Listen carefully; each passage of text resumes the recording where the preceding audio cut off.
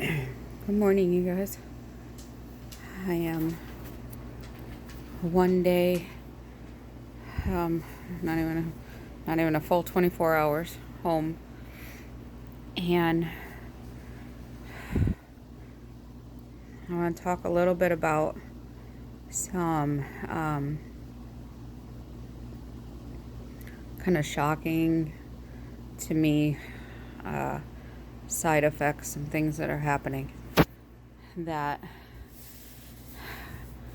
COVID caregivers are going to need to know. And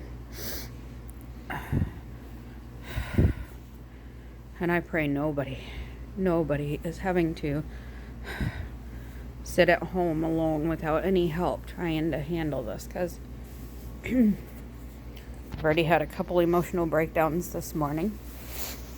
It's only like 9 a.m. I've only been up out of the bed about an hour and a half. And it took almost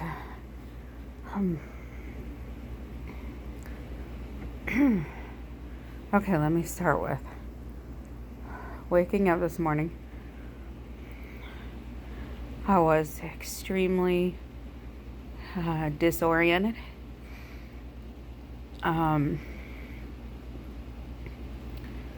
There's this weird confusion thing going on in my head. Like, randomly at moments, I'm not sure where I'm at. And it takes a few seconds to just collect thoughts and put myself in my now. Have to catch my breath a lot, even when I'm not hardly doing anything. Things that I take for granted, just being able to sit up on the edge of the bed in the morning.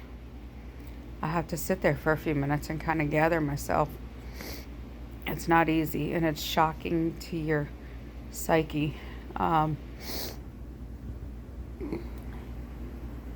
Threw me in a little bit of a tizzy this morning just because, I'm sorry, camera's moving so much, but I'm shaking. Like, the one thing about this is your adrenaline almost feels like it wanes in and out. So sometimes my adrenaline is real shaky, and sometimes I'm smooth and it's okay.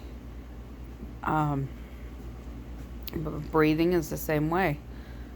I have to stop and make myself take some deep breaths to try to calm my chest down a little bit and calm my head down a little bit. This morning, I got up and used the restroom and was fine. Everybody else was still asleep, and I thought, I can do this. And I got in the bathroom and did what I had to do and washed up, and leaning over my bathroom sink, just lost my shit.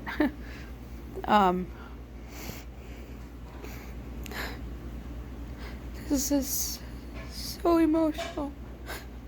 It's so hard to do everyday things that I should be able to do without even thinking about. And I have to stop and think about it, and I have to force my body to do what it's supposed to do. And I know everybody says, try not to get upset, and because that only increases secretions, which with COVID is one of the big, you need to try to decrease the secretions, not increase it. You need to, I explained in one of my other videos, one of the things they're learning is that the secretions, as it gets in your chest, it's thickening. And where most people can just cough a little bit and you expel that and you get rid of it, for some reason, us COVID survivors, we're not going to call it victims, us COVID survivors, our body can't just get rid of it like that. So I'm not sure how that all is going to play out yet, but I'm going to start looking into the whys about that. But I just wanted to talk about a couple simple little things so far this morning. And the simplicity of certain things. Just being able to run a toothbrush over my mouth felt so incredibly amazing this morning. My husband helped me and took a washcloth and very, very short little washcloth bath at the sink just to feel halfway human.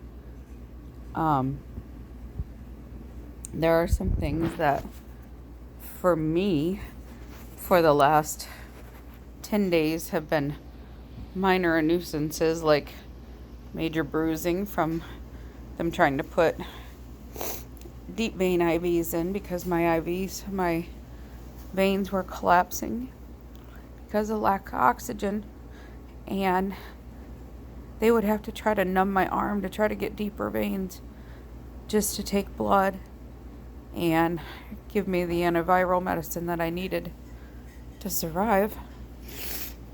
And my stomach is covered in black and blue from where they had to keep giving me those shots to keep you from getting blood clots since you can't move. And those were a little shocking for my husband to see. To me, they're a minor thing. Like, it's nothing. Right now, I'm still trying to get using alcohol swab pads to try to get sticky tape residue and chest pad residue and all that shit. You know, like, I keep finding spots that I didn't know were still there. Minor annoyances. I'm not even overly concerned. I do look forward to the moment where I can wash my hair. It's been probably 3 weeks, 2 weeks. I don't know now. I lost track of days. But I've lost so much hair. It's scary.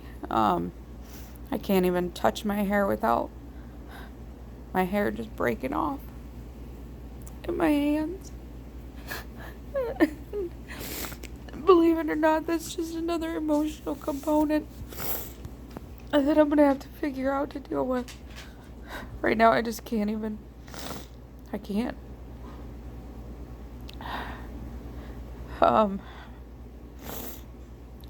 Simple things, you guys. Eating, drinking.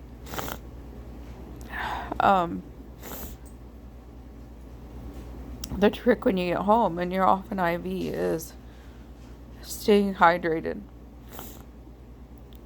It takes a lot of energy to drink and eat and process food. And there are some kind of strange cellular things happening that I didn't anticipate. Like muscle weakness and stuff, and I think it's not just from being sick. I think it's the whole lack of oxygen being able to circulate in my system.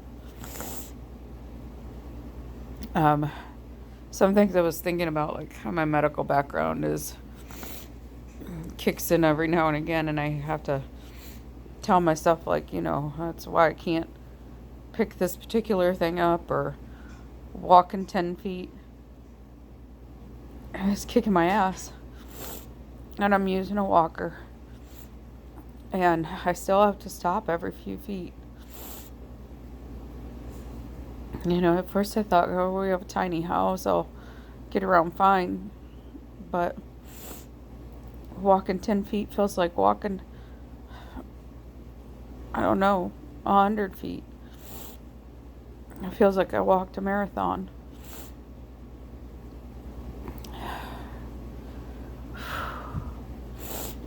Be patient with your COVID patient, please.